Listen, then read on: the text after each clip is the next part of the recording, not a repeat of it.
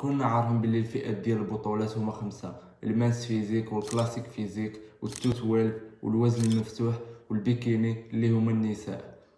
ولكن هذا العام خرجت فئة جديدة في البرازيل واللي هي ديال شنو القصة ديالهم وشنو السبب اللي خلى المسابقة ديال ارنولد كلاسيك تعلي السعر ديالها ل 300 ألف دولار. كنا عارفين بلي الماس فيزيك كيكونوا لابسين شورطات نظرا لان التناسق اللي خاص الحكم يحكم عليه هو الفوق، عكس الكلاسيك فيزيك اللي خاص الفوق والتحت يكونوا بنفس النشافة بنفس التناسق العضلي. والبيكيني اللي هما النساء اللي حاشا واش يكونوا هما نساء، البيكيني البوزات ديالهم مختلفين، داكشي اللي كيديروا فاهمينهم هما والحكم، كيكونوا مغطيين من جهة الصدر لانهم عيالات، ولكن نجيو صحابنا اللي بغاو يدخلوا حتى هما البطولات في البرازيل كاملين دخلوا هاد الفئه. تخيل تكون حاط فلوسك باش تفرج في ابطال ويخرج لك واحد ما تعرفوش كيدير العرض ديال الكلاسيك فيزيك ولا ديال البيكيني.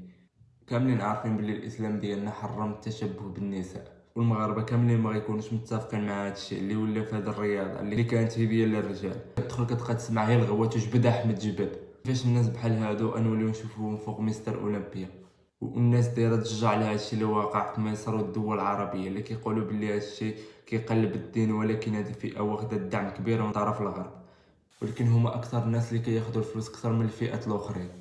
تخيل معايا تولي تشوف هذه الفئه كتقدم لمستر اولمبيا وكتدي ميداليه ذهبيه اللي الابطال الاخرين كياخذوا سنوات من التدريب وسنوات من ديال التقاتل باش انهم يدخلوا لمستر اولمبيا ويتنافسوا مع بعضياتهم باش ياخذوا الميداليه. من وجهة النظر ديالي فراه الغرب غاديين وكيقلوا بالاسلام ديالنا وبالحياء ديالنا. اما بالنسبه للبطولات ارنولد كلاسيك هي ثاني اكبر بطولات كامل الاجسام من بعد مستر اولمبيا. ارنولد قرر يرفع الجائزه ديالها من 150 الف دولار الوزن المفتوح ل 350 الف دولار، وهذا الشيء حيت مستر اولمبيا الجائزه ديالها ما كتفوتش 250 الف دولار.